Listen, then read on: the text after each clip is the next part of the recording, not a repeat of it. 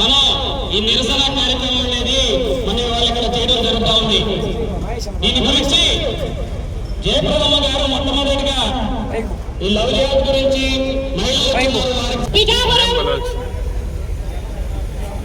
పంచాయతీరాజ్ శాఖలో లోకరాజు గారు ఏఈగా పనిచేస్తున్నారు. వారి కుమార్తె సౌజన్య, వారికి ఒక బాబు, బాబుకి 10 సంవత్సరాల వయసు. ఆ బాబుని రైఫిల్ ట్రైనింగ్ కోసము చేర్పించారు.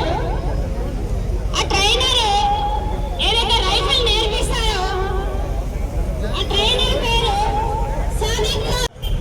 డబ్బు, ఆస్తి పత్రాలు అన్నిటినీ వారి చేతులకు చేయించుకున్నాడు. అన్ని తీసుకున్న వాడికి కడుపు చల్లబడలేదు. భర్త చనిపోయిన తర్వాత సౌజన్య గారు వాళ్ళ అమ్మా నాన్నతోటి లోకరాజు వాళ్ళ భర్తలతోటి కలిసి సౌజన్య గారినే కాకుండా లోకరాజు గారి కుటుంబాన్ని, వాళ్ళ అమ్మని నాన్నని, మొత్తం కుటుంబం మొత్తము మత మార్పిడి జరగాలి, ముస్లింగా అవ్వాలి, మీరు ముస్లిం మతాన్ని స్వీకరించాలి అని చెప్పి ఆమె యొక్క వీడియోస్ ని కొన్ని చూడకూడని వీడియోస్ ని వారి చేతిలో పెట్టుకొని బెదిరించడం జరిగింది. ఆ మత్స్యకారులు ఆ అబ్బాయి పట్టుకు చేర్చడం జరిగింది. ఆ అబ్బాయి పెళ్లిలో వచ్చాక లోకరాజు గారి కుటుంబానికి వెంటనే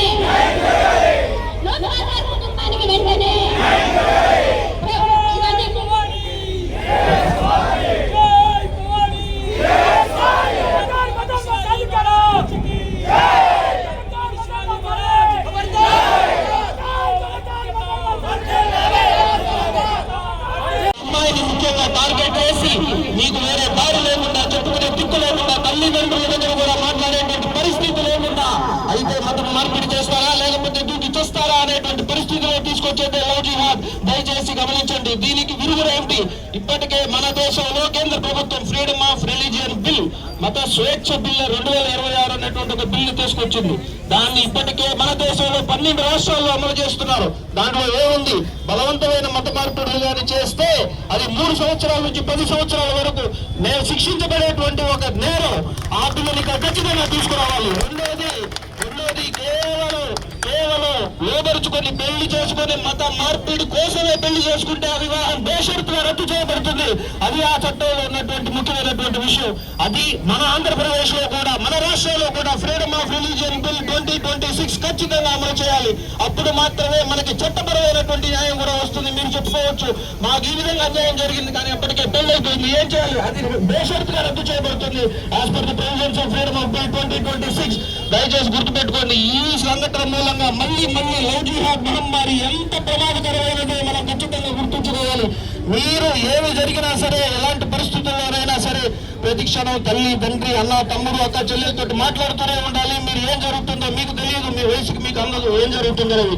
ఎందుకంటే దీని వెనక ఉన్నటువంటి కుట్రపూరితమైనటువంటి శక్తులు, దానికి అందుతున్నటువంటి ఫండ్స్ మీ ఊహకు కూడా అందదు. 100 కోట్లు ఇక్కడికి వస్తున్నాయి. ఉత్తరప్రదేశ్ లో యోగి ప్రభుత్వం ఆల్రెడీ అరెస్ట్ చేసింది. ఎక్కడి నుంచి వస్తున్నాయి 200 కోట్లు? ఎందుకు వస్తున్నాయి? ఎందుకు మత మార్పిడి చేస్తున్నారు? ఎందుకు టార్గెట్ చేస్తున్నారు? మనకి వేరే దేశం ఉందా? హిందువులకు ఉన్నది ఒకటే దేశం, భారతదేశం. మిగిలిన వాళ్ళకి బహుళ దేశాలు ఉన్నాయి. ఏది ఏమైనా సరే, ప్రాణాలు అర్పించైనా సరే మన దేశాన్ని, మన ఆడబిడ్డలని కాపాడుకోవాలి. భారత్ మాతాకి, భారత్ మాతాకి, భారత్ మాతాకి జై శ్రీరామ్. ఈ మాట మనం అనొచ్చా, అనకూడదా? ఇది మనం చెప్తున్న మాట కాదు. కేరళ హైకోర్టు ఒక కేసులో చెప్పిన మాట, లవ్ జిహాద్, రొమాన్స్ జిహాద్ అని. ఇది మనం చెప్పట్లే, వాళ్ళు కొత్తగా కోర్టులు చెప్పినాయి. అందుకనే మనం ఈ విధంగా మాట్లాడుకుంటున్నాం. కోర్టులు ఎన్ఐఏని ఆదేశించింది విచారణ చేయమని. అందుకనే మనం ఈ విధంగా మన హిందూ ఆడబిడ్డలందరినీ కూడా వాళ్ళకి అవగాహన కల్పించే కార్యక్రమం చేసుకుంటున్నాం.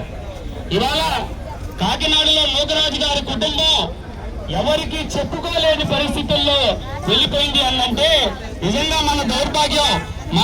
మన పక్క వారితో సంబంధ బాంధవ్యాలు మనం ఏర్పాటు చేసుకుంటున్నావా లేదని మహిళామూర్తులందరూ కూడా ఆలోచన చేయాల్సిన విషయం. ఒక సమస్య మనకేదన్నా వస్తే మన ఇంట్లో తల్లిదండ్రులు చెప్పుకోలేకపోయినా, మన స్నేహితులకి చెప్పుకోకపోయినా, మన స్నేహితులు చెప్పుకోవాలా లేదంటే, మనకి అత్యంత ఆప్తులు ఎవరైతే ఉన్నారో వాళ్ళకి చెప్పుకోవాలా లేదంటే, కనీసం మన పోలీస్ డిపార్ట్మెంట్ కైనా వినియోగించుకోవాల్సిన పరిస్థితుల్లో అవి కూడా ఆలోచించకుండా ఉన్నారంటే నిజంగా మన ఆడబిడ్డలు అంత ధైర్యం లేకుండా ఉన్నారా అని చెప్పేసి ఇవాళ బాధపడతా ఉన్నాము. మీకు అందరికీ భరోసా ఇస్తా ఉన్నాం, ఆంధ్రప్రదేశ్ రాష్ట్రంలో ఆడబిడ్డలు ఎవరైనా ఈ లవ్ జిహాద్ బారిన పడి మానసికంగా, శారీరకంగా కుంగిపోతూ ఉంటే హిందూ చైతన్య వేదిక కార్యకర్తలు మీకు అండగా ఉన్నారు, గుర్తుపెట్టుకోండి. మీ ఏ జిల్లాలో అయినా హిందూ చైతన్య వేదిక కార్యకర్తలు ఒక్క ఫోన్ దూరంలో మీకున్నారు.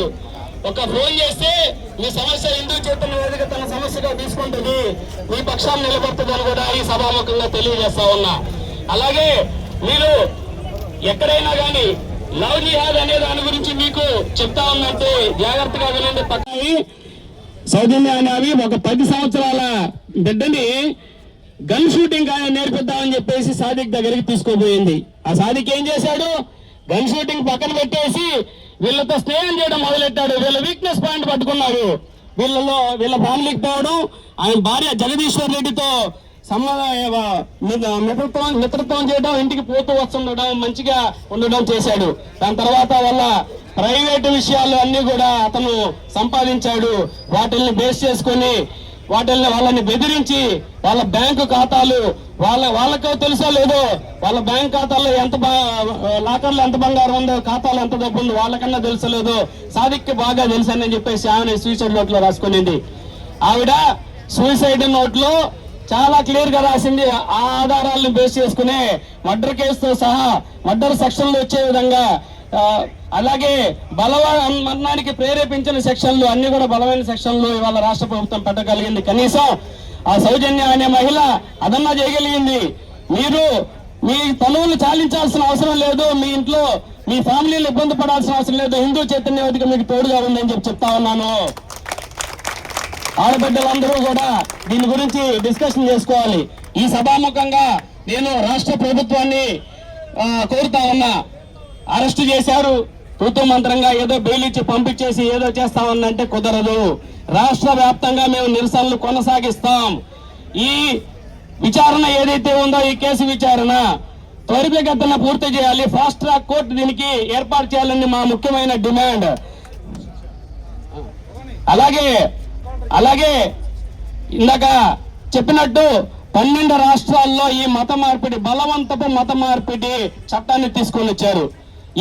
మన రాష్ట్రం ఏమన్నా, మన రాష్ట్రంలో చేయరా, లేకపోతే దేనికి భయపడతా ఉంది ఈ రాష్ట్ర ప్రభుత్వం అని చెప్పి అడుగుతా ఉన్నా. ఈ సభా వేదిక నుంచి రాష్ట్ర ప్రభుత్వాన్ని డిమాండ్ చేస్తా ఉన్నా, మీరు కూడా బలవంతపు మత మార్పిడి చట్టాన్ని ఖచ్చితంగా తీసుకొని రావాలి. ఆడబిడ్డల మీద మీకు ఏమాత్రం ప్రేమ అభిమానం ఉన్నా గానీ ఈ బలవంతపు మత మార్పిడి చట్టాన్ని తీసుకొని రావాలని చెప్పేసి నేను ఈ రాష్ట్ర ప్రభుత్వాన్ని మీ అందరి తరఫున డిమాండ్ చేస్తా ఉన్నా. నెరవేర్చాలి ఖచ్చితంగా అని చెప్పి కలెక్టర్ కి మనం మెమోరాండం ఇస్తా ఉన్నాం. కాబట్టి దాంట్లో మీరందరూ కూడా బాధ్యతగా సంతకాలు చేసి ఆడబిడ్డలందరూ కూడా వెళ్ళాలని చెప్పేసి కోరుకుంటా ఉన్నాం. మీరు మర్చిపోకుండా మీకు అందరికీ కూడా ఒకే ఒక లైన్లో చెప్పాలంటే, అందరికీ అందుబాటులో ఉండేటువంటివి, మన ఫోన్లో ఉండేటువంటివి కేరళ స్టోరీ 2 అని ఒక సినిమా వచ్చింది. ఎంతమంది చూసారు? ఒకసారి చేతులెత్తండి.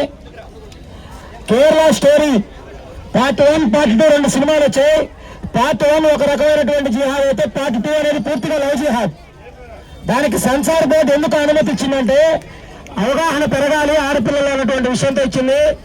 మీకు ఎన్ని చెప్పిన పిల్ల అందరూ గుర్తుపెట్టుకొని కేరళ స్టోరీ 2 సినిమా చూడండి. యథార్థ గాథల ఆధారంగా, కోర్టు కేసుల ఆధారంగా తీయబడినటువంటి సినిమా. కేరళ స్టోరీ 2 చూస్తే లవ్ జిహాద్ పేరుతో హిందువుల పేర్లు పెట్టుకొని అమ్మాయిలు ఎలా విధంగా మోసం చేస్తున్నారు, ఏ విధంగా హిందూ అమ్మాయిలు ట్రాప్ చేస్తున్నారు అనేటువంటి విషయం మీకు అందరూ కూడా అవగాహన వస్తుంది. కాబట్టి తప్పనిసరిగా ఆ యొక్క సినిమాను చూడాల్సిందిగా కోరుతున్నాం. ఎవరైతే సౌజన్య కుటుంబం బలవన్ మరణానికి పాల్పడ్డారో వారికి నివాళులు అర్పిస్తూ దీపాలు వెలిగించేటువంటి కార్యక్రమానికి అందరూ కూడా ఉంచి వెళ్ళవలసిన కోరుతున్నాం. భారత్ మాతాకి జై శ్రీరామ్, జై శ్రీరామ్, జై శ్రీరామ్. We want